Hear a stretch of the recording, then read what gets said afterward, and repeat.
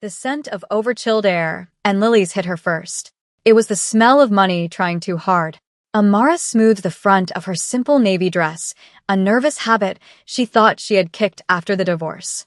Her friend, Chloe, had called this place in Gangnam aggressively elegant now.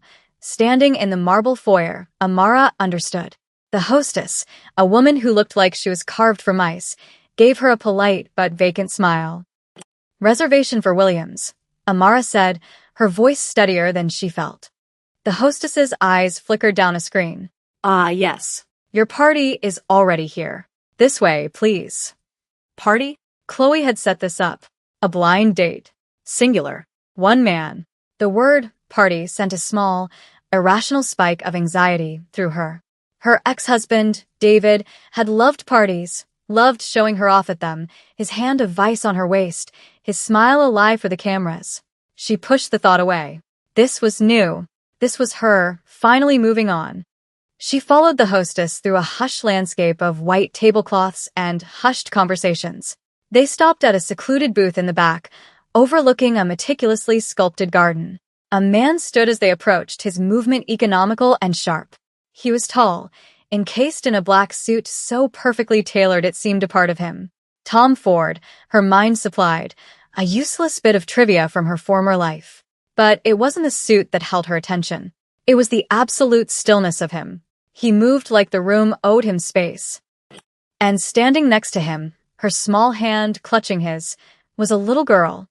The girl couldn't have been more than 7, a miniature princess in a light pink dress, her dark hair held back with a matching bow.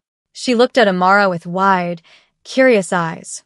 Amara's professional instincts kicked in before her confusion could. As a pediatric physical therapist, she spent her days with children, coaxing them through pain and frustration, celebrating tiny victories. She knew that look. It was the cautious appraisal of a child in an adult world. The man's face was a mask of cold politeness. His eyes, a deep, unforgiving brown, swept over her once, a clinical assessment that left her feeling like a line item on a balance sheet. There was no warmth, no interest, just evaluation and dismissal. "Miss Williams," he said. His voice was a low baritone, smooth and devoid of accent. "I apologize. There has been a misunderstanding. My childcare arrangements fell through unexpectedly. This evening is not going to work." He wasn't asking. He was informing. His hand was already reaching for his wallet, no doubt to leave cash for her trouble. Amara's first reaction was a wave of relief, so profound it almost made her dizzy. She could go home, put on sweatpants, and forget the entire mortifying experience. But then her eyes met the little girl's. The child looked down at her shiny black shoes, a flicker of disappointment crossing her small face. Amara gave her a small, soft smile. "That's a very beautiful dress," she said, speaking directly to the girl. The child's head popped up, her eyes wide with surprise at being addressed. A shy smile bloomed on her face. "Thank you. My name is Hannah." "It's a pleasure to meet you, Hannah." "I'm Amara." The man, Hannah's father, stiffened. It was a barely perceptible tightening of his shoulders, but in the quiet intensity of the booth, it felt like a seismic shift. He had already written this encounter off, and she had just reopened the ledger. "We will be leaving," he said, his voice clipped. He placed a hand on his daughter's shoulder. But Hannah didn't move. She looked from Amara's kind face to her father's stern one. Her lower lip trembled just a little. She tightened her grip on his hand. "But Daddy," she whispered, her voice carrying in the quiet space. "She's nice." The words hung in the air, simple and devastatingly honest. Kwon Jinwoo froze. Everything in him, every instinct honed by years of navigating a world of violence and betrayal, screamed at him to walk away. This woman, with her calm eyes and gentle smile, was a complication. She was part of a world he no longer belonged to, a world of normal dates and pleasant conversation he'd buried with his wife. He had agreed to this meeting only to satisfy the relentless nagging of his second-in-command, who insisted he needed to move on. One look at Amara Williams confirmed it was a mistake. She was soft, breakable, everything his life destroyed. But Hannah's words struck a chord deep inside him he thought had gone silent. She's nice. In his world, niceness was a liability. a weakness to be exploited. Yet, coming from his daughter, it sounded like a prayer. He looked at Amara again. Truly looked this time. He saw the intelligence in her gaze, the quiet strength in her posture that he had initially mistaken for fragility. He saw the genuine warmth she directed at his daughter, a warmth no one had shown Hannah since a mother. He slowly withdrew his hand from his wallet. His jaw was a hard, unforgiving line. "One drink," he stated, his voice low and laced with a warning. "Then you will leave." He slid into the booth, his movements precise, and gestured for Amara to take the seat opposite. Hannah scrambled in beside him, beaming, her brief sadness forgotten. Amara sat, her heart doing a slow, heavy drum against her ribs. She told herself it was just for the little girl, a kindness. But as she met the cold, unyielding gaze of the man across from her, she knew she had just agreed to something far more complicated than a drink. The air between them crackled with a tension that had nothing to do with a first date and everything to do with a silent, unspoken contract she didn't understand. That was the moment everything changed. She had walked in for a blind date and walked into his world instead. The silence that followed was not empty. It was weighted, a physical presence in the booth. Jinwoo picked up the wine list, his focus absolute, as if he were studying enemy troop movements. Hannah, seated beside him, swung her legs, the soft taps of her shoes against the leather upholstery the only sound. Amara watched them, a strange diptych of danger and innocence. The man was carved from granite, his stillness a predatory calm. The child was all light and movement, a splash of pink against his monochrome world. "So," Amara began, forcing a lightness she didn't feel. "Hannah, do you like school?" Hannah nodded vigorously. "I like art best. We're making paper dragons." "I love paper dragons," Amara said, her smile genuine now. "You have to get the folds just right or they won't fly." "Daddy can't fold," Hannah confided in a loud whisper. "He just makes squares." A muscle ticked in Jinwoo's jaw. He placed the wine list down with surgical precision. "I am occupied with other matters." "He's very busy," Hannah translated, nodding sagely. A waiter appeared, silent and efficient. Jinwoo ordered a bottle of wine Amara had never heard of without consulting her, his tone leaving no room for discussion. He ordered a steak rare.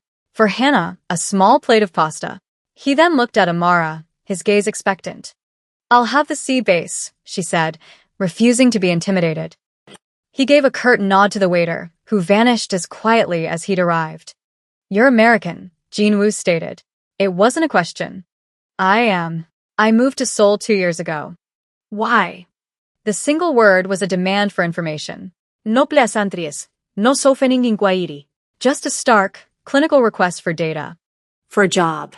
"I'm a pediatric physical therapist at the International Children's Hospital." The moment the words left her mouth, she saw a flicker of something in his eyes. It wasn't interest. It was recognition. He was connecting her profession to her effortless rapport with his daughter. He was analyzing it. "You are good with children," he observed, his voice flat. "It's my job to be." "My wife was good with children," he said, and the temperature in the booth dropped 5 degrees. The words were a wall of ice. He wasn't sharing a memory, he was posting a warning. "Do not enter." Amara understood. This man was not here to date. He was here to fulfill an obligation, a box to be checked. And he was grieving.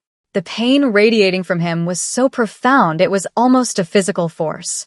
It wasn't the loud, performative grief her ex-husband had feigned after his father died. It was a vast, silent emptiness. A black hole that pulled all the light and warmth from the space around him. She simply nodded. "I'm sorry for your loss." He didn't acknowledge her sympathy. He just stared at the garden outside, his profile sharp and unforgiving against the low light. That was his wound. The woman he had lost. And it was a wound he clearly had no intention of letting anyone near. The food arrived, and the tension eased slightly as Hannah chattered about her paper dragon, occasionally demanding a bite of her father's steak, which he cut into impossibly small, perfect cubes for her. Amara watched his hands. They were large, with long, elegant fingers. A faint, silvery scar traced the line of his thumb. They were the hands of a pianist or a surgeon, precise and steady. Yet there was a latent power in them that made her skin prickle. That's when she saw them. A group of 4 men entered the restaurant. They were loud, their suits expensive but ill-fitting, a stark contrast to Jinwoo's quiet elegance. They moved with a swagger that was meant to command attention, but it was the wrong kind of attention. It was cheap and loud. The other diners subtly angled themselves away. The staff grew tense. But Jinwoo went perfectly still. It was the most terrifying thing she had ever seen. He didn't reach for anything, didn't look around. He simply stopped, his fork halfway to his mouth. Every ounce of his focus narrowed onto the approaching men. The air thickened, growing heavy and dangerous. One of the men, a heavy-set man with a cruel smile, broke from the group and swaggered toward their table. Jinwoo placed his fork down, the silver making a soft, deliberate click against the china. He subtly shifted in his seat, his body becoming a physical barrier between the approaching man and his daughter. With a small, almost imperceptible movement of his foot, he nudged Amara's chair slightly backward, increasing the distance between her and the threat. It was a protective gesture, instinctual and absolute. "Quan Jinwoo," the man boomed, his voice oily. "Fancy seeing you here. Enjoying a family meal?" His eyes, small and dark, slid from Jinwoo to Hannah, and then, with a predatory slowness, to Amara. He licked his lips. "You've found a replacement quickly." Amara felt a cold knot of dread tighten in her stomach. This was not a chance encounter. This was a confrontation. Jinwoo's eyes were flat, lifeless pits of obsidian. Park. "You are a long way from your territory."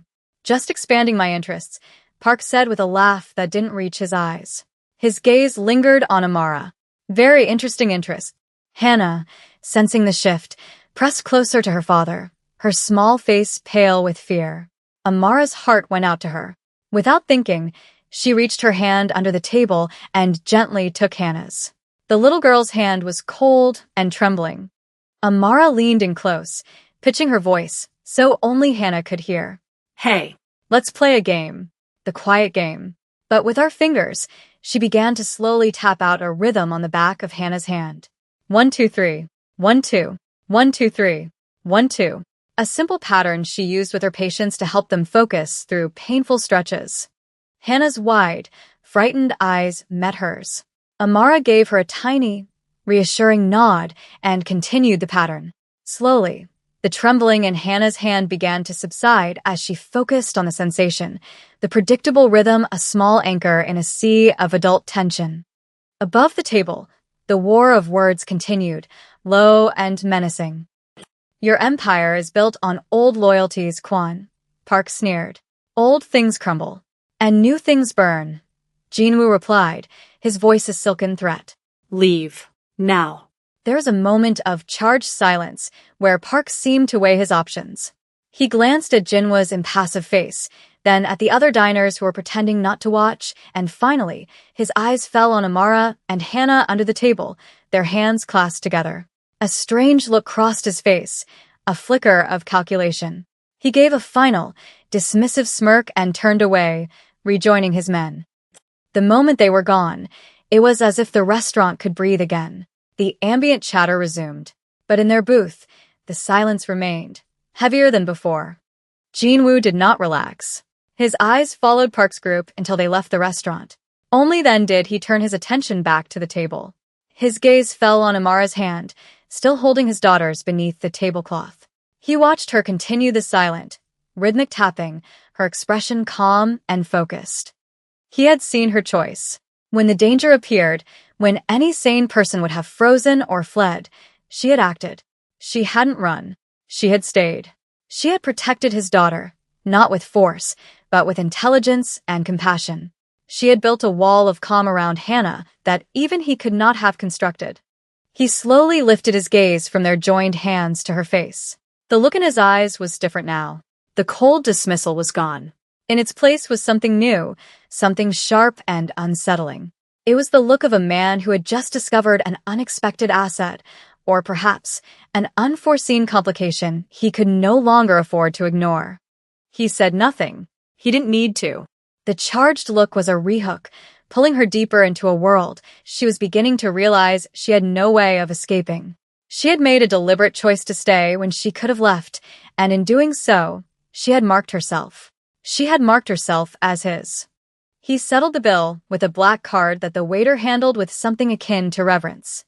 No words were exchanged on the way out of the restaurant, a silent bubble of tension enclosing the three of them. Jinwoo's hand rested on the small of Hannah's back, guiding her, but his awareness was fixed on Amara, walking a half step behind him. She could feel his attention like a physical touch, a weight on her skin. She expected him to put her in a taxi. It was the logical, clean end to a disastrous evening.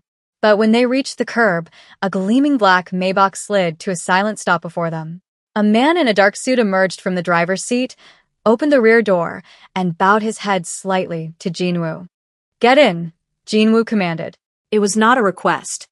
"I can get a cab," Amara protested, her independence bristling. His eyes met hers over the roof of the car. They were hard, unyielding. "Park saw you with us. You are not taking a taxi." The implication hit her like a punch to the gut. The danger wasn't over. It had just begun, and now it had her name attached to it. Her choice in the restaurant, the simple act of comforting a child, had entangled her in this. Swallowing her pride, she slid into the buttery leather interior. Hannah climbed in after her, choosing to sit in the middle, a small, warm bridge between Amara and Jinwoo, who settled in on the other side. The car pulled into the neon-drenched Seoul traffic with impossible smoothness. The city's noise was reduced to a distant hum, the bulletproof glass insulating them in a cocoon of tense silence. Hannah, exhausted by the evening's events, leaned her head against Amara's shoulder and fell asleep almost instantly. Amara froze, unsure what to do. She glanced at Jinwoo. He was staring out the window, his expression unreadable, but he gave a minuscule, almost imperceptible nod. Permission granted. She relaxed slightly, her arm curling protectively around the sleeping child. The silence stretched, thick with unspoken questions. She told herself it was survival instinct that kept her quiet, that made her watch his reflection in the darkened window. He moved like he owned the city, his gaze sweeping over the streets with an air of cold possession. That's when she saw it in the side mirror. A black sedan, 2 cars back, mirroring their every lane change. It was clinical, professional. Her breath caught. Jinwoo's head turned, his eyes locking with hers in the reflection. He had seen it too. Of course he had. He had probably seen it the moment they pulled away from the curb. He said nothing to his driver. He simply reached inside his jacket and drew a sleek, black handgun, the metal seeming to absorb the light. He rested it on his lap, his hand covering it with a casualness that was more terrifying than any overt threat. Amara's blood ran cold. The reality of her situation crashed down on her. This wasn't a movie. This was a man with a gun in a car with his sleeping daughter, being followed by people who likely had guns of their own. And she was trapped in the middle of it. The driver, without a word of instruction, made a sharp, unexpected turn down a narrow side street. The sedan followed. The chase was on. It wasn't a screeching, high-octane affair. It was brutally efficient. The Maybach moved with the power of a tank, the driver navigating the tight alleys of Seoul with terrifying precision. A second sedan appeared, attempting to cut them off.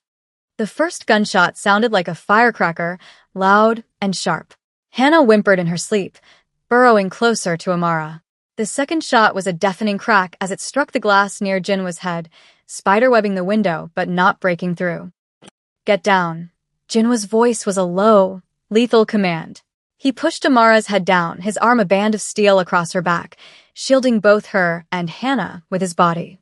The scent of his cologne, oud and black pepper, filled her senses, a strange, grounding detail in the chaos. The car swerved violently. More shots rang out. Jinwoo returned fire, 2 precise shots through his own shattered window, the sound deafening inside the car. There was a squeal of tires, the crunch of metal. Then silence. Their car straightened out, accelerating smoothly back onto a main thoroughfare as if nothing had happened. Amara slowly raised her head. In the side mirror, she saw one of the sedans crashed into a wall, the other peeling away into the darkness. Jinwoo was already putting his weapon away. His breathing was even, his hand steady. He had moved through the violence like it was a language he was born speaking. They drove the rest of the way in absolute silence. They didn't go to her apartment. Instead, They pulled into a sterile underground garage beneath a skyscraper that looked more like a corporate headquarters than a residential building. He led them to a private elevator. His apartment, a penthouse, she realized, was vast and minimalist, all glass and steel, with a panoramic view of the glittering city. It felt less like a home and more like a fortress. "Hannah's room is this way," he said, his voice strained. It was only then, in the bright, clinical light of the hallway, that she saw the dark stains spreading across the sleeve of his white shirt, just below the shoulder. "You're hurt," she said, her voice quiet. "It's a graze," he dismissed, his focus on getting his daughter to bed. He gently lifted the sleeping girl from Amara's arms. For a moment, watching him carry his daughter, his face softened with a tenderness that was so at odds with the killer in the car, her heart ached. He returned a few minutes later, his jacket gone, the tear in his shirt, and the blood more visible. He went to a cabinet and pulled out a bottle of whiskey and 2 glasses. "You should go to a doctor," she said, her therapist's instincts taking over. "I don't use doctors," he replied flatly, pouring a generous amount of amber liquid into each glass. He handed one to her. Their fingers brushed. A jolt, sharp and electric, shot up her arm. She ignored it. "That needs to be cleaned. At least let me look at it." She crossed a line. She knew it. This was no longer just being a witness. This was offering aid. This was complicity. He watched her for a long moment, his eyes searching her face, trying to decipher her motives. Finally, he gave a curt nod and sat on the edge of a severe leather sofa, shrugging out of his stained shirt. The wound was a deep, angry gash along his bicep.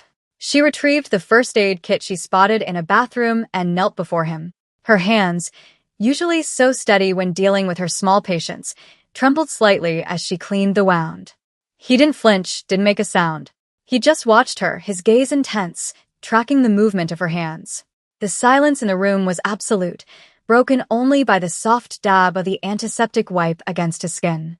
She worked, focusing on the task, on the clinical details, anything to avoid the intimacy of the moment. His proximity was overwhelming. She could feel the heat radiating from his skin, see the hard planes of his chest, the taut lines of his stomach. She was touching him, willingly. When she was done, her hands lingered for a second too long on his arm. She pulled back as if burned. He finally spoke, his voice rough. "You should have run the moment you saw me at that restaurant." It was a tension confession, an admission of the danger he represented. She met his gaze, her own unwavering. "Your daughter asked me to stay, it was the truth, but not the whole truth. She could have left a dozen times. She didn't, and she wasn't entirely sure why." "Park made his move because he saw you," he said, his voice dangerously low. He saw you with Hannah. "He saw you as a vulnerability. A weakness he could exploit." He looked at her, his eyes dark with a truth she did not want to hear. "He has made this personal. He has targeted you." The war between them, the push and pull of his world and hers, was over. The enemy had made a move that dragged her fully into his territory, and he had just made it clear that there was no going back. The next 24 hours were a blur of calculated stillness. Jinwoo's penthouse became their gilded cage. Men in dark suits came and went, speaking to him in low, urgent tones. Amara caught snippets of their conversations, talk of territories, loyalty, and retribution. She and Hannah were confined to the main living area, the floor-to-ceiling windows a constant reminder of the normal world just beyond their reach. Amara focused on Hannah, channeling her anxiety into creating a bubble of normalcy for the child. They drew pictures, built elaborate forts out of sofa cushions, and read stories. Through it all, Amara was acutely aware of Jinwoo. He was a constant, brooding presence, either on the phone orchestrating his war or watching them, his expression unreadable. He watched the easy way she interacted with his daughter, the way she could make Hannah laugh, and a complicated, almost painful look would cross his face. The moment one of them almost lost the other had already happened in the car, but the true threat wasn't gone. It was regrouping. Amara knew this. She could feel it in the way Jinwoo never stood with his back to the door, in the way his hand always seemed to be resting near the small of his back. Late the second night, he was standing by the window, staring down at the river of light that was Seoul. Hannah was asleep, tucked into her bed. The apartment was silent. "You've given them everything they need to find you," he said without turning around. "What are you talking about? Your friend." Chloe. "You texted her when you arrived at the restaurant. You told her the name." His voice was flat, but an undercurrent of something, frustration, maybe even fear, ran beneath it. "You told her you were with me. They will have checked your phone records. They will have talked to her. Park's people are not stupid. They know who you are now. They know where you live. They know where you work." A cold dread washed over her. Her old life, her quiet, carefully reconstructed existence, was not just on hold. It was compromised. It was a liability. I can talk to her. I can tell her it was a mistake." He finally turned to face her. "And she will believe you? After you disappeared for 2 days? After men like Park started sniffing around?" He took a step closer. "There is no going back to that life, Amara." He said her name differently than anyone else did. It wasn't soft. It was possessive. A claim. "What do you want me to do?" she whispered, her voice trembling. "I want you to be smart," he said, his voice dropping lower. "I want you to survive." That night, the call came. Amara was woken by the sound of a glass shattering. She ran into the living room to find Jinwoo standing with a phone pressed to his ear, his face a mask of pure, unadulterated fury. His knuckles were white where he gripped the phone. A fallen whiskey tumbler lay in pieces at his feet. "Where?" he snarled into the phone. "Where is she?" Amara's heart stopped. She. Hannah. He slammed the phone down, a guttural roar of rage and pain tearing from his throat. He swept his arm across a nearby table, sending a vase of flowers crashing to the floor. For the first time, she saw him lose control. The cold, calculating man was gone, replaced by a terrified father. "They have her," he breathed, his eyes wild. "Park has Hannah." He looked at Amara, and what she saw in his gaze broke her heart. It was utter despair. "He wants to trade her life for my territory in Itaewon." His men were already mobilizing, a quiet, deadly storm gathering in the apartment. Jinwoo was pulling on a Kevlar vest, his movements jerky, his mind clearly racing. He was about to go on a rampage, to tear the city apart to find his daughter. And he would get her killed. "Wait," Amara said, her voice cutting through the tense preparations. Every man in the room stopped and looked at her. Jinwoo's head snapped up, his eyes blazing. "Stay out of this." "No."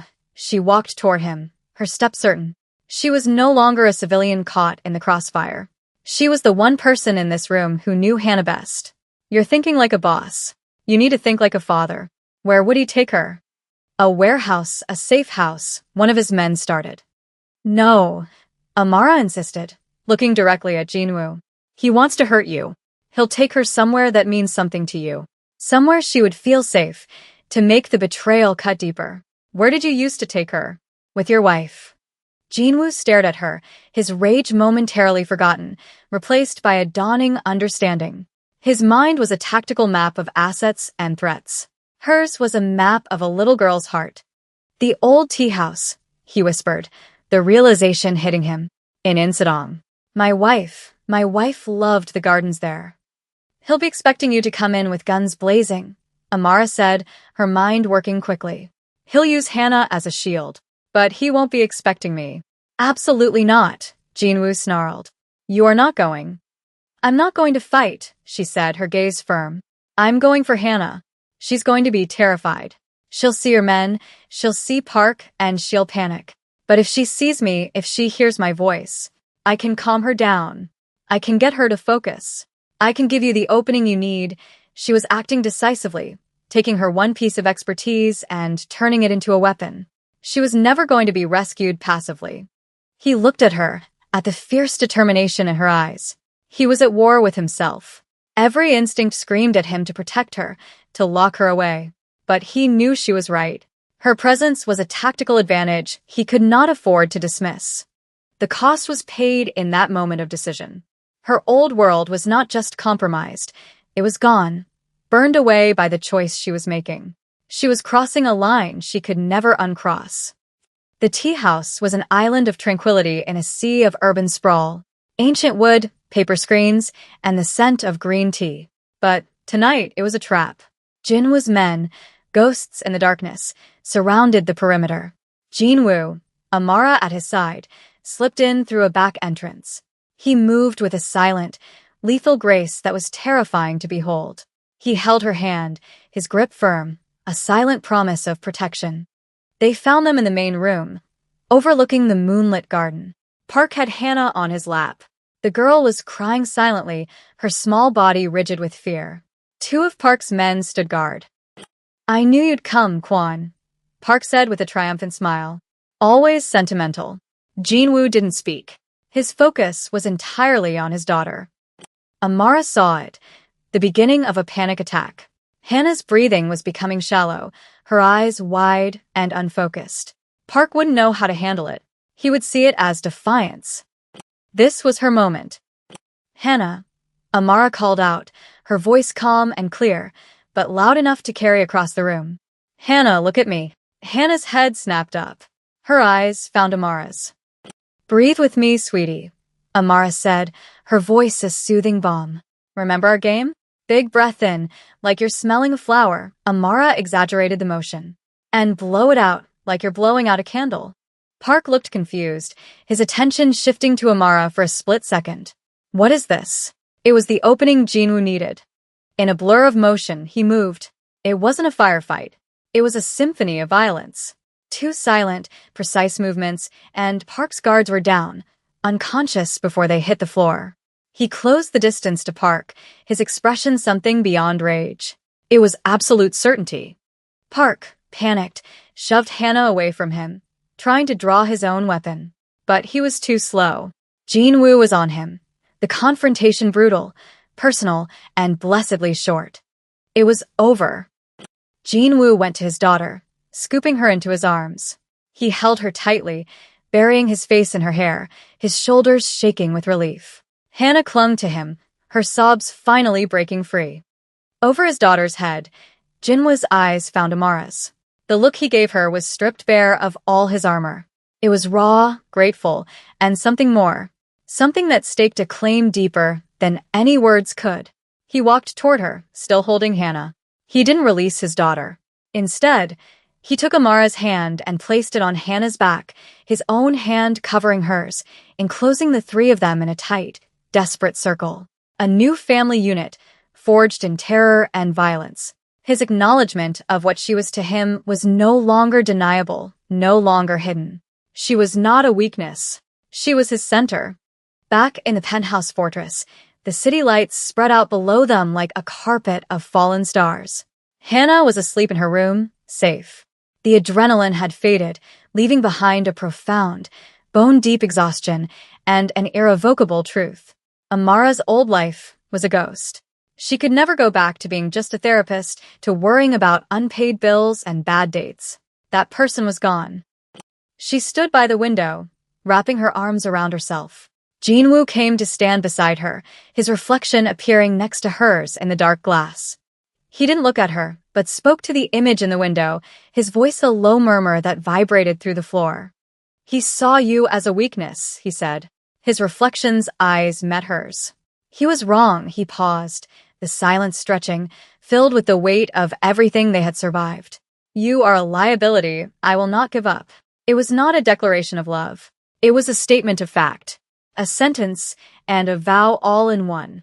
He was the most dangerous man she had ever met, and his world was a nightmare of violence and fear. But for the first time since she'd left her husband, she didn't feel trapped. She felt seen. She felt chosen. She looked at their reflections, the broken man and the woman who had refused to break, and she made her choice. She stayed.